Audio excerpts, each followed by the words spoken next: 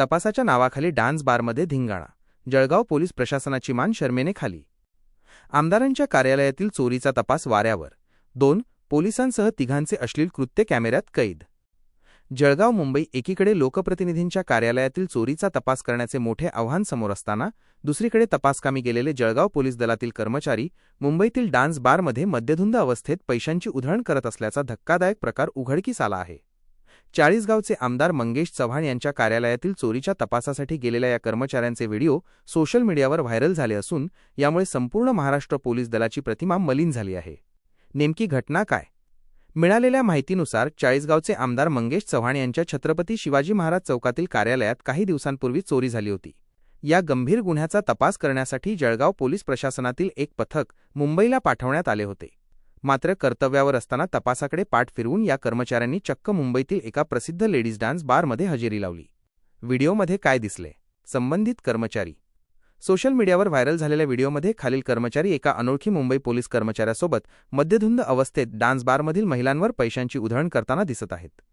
Nilesh Hiralal Patil, buckle number 2233, Chalisgaon शहर police station. Mahesh Murlidhar Patil, buckle number 3137, स्थानिक गुन्हे शाखा, LCB जळगाव. कायद्याचे रक्षकच अशा प्रकारे अश्लील कृत्यांमध्ये सामील झाल्याने नागरिकांमधून संताप व्यक्त होत आहे. कायद्याचे उल्लंघन आणि शिस्तभंग. कर्तव्यात कसूर. तपास पथकात असताना अशा प्रकारे वर्तन करणे हा भारतीय न्याय संहिता BNS 2023च्या कलम 198 नुसार कर्तव्यातील घोर कसूर मानला जातो. पैशांचा स्रोत. तपासासाठी गेलेल्या कर्मचाऱ्यांकडे बारमध्ये उडवण्यासाठी एवढी मोठी रोख रक्कम आली कुठून?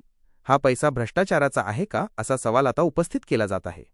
नियमभंग. हे कृत्य महाराष्ट्र नागरी सेवा वर्तन नियम 1979 आणि महाराष्ट्र पोलीस अधिनियमाचे थेट उल्लंघन आहे.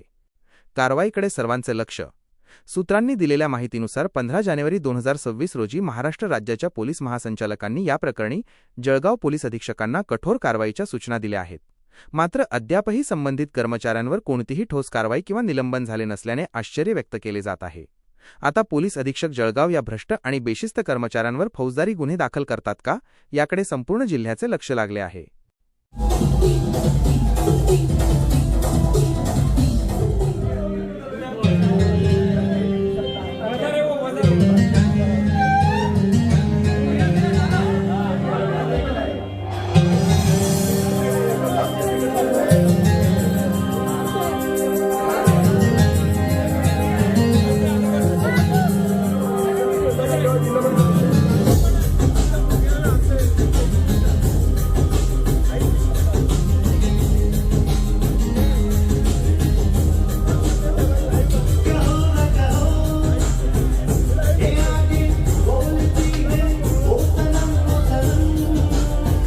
Okay.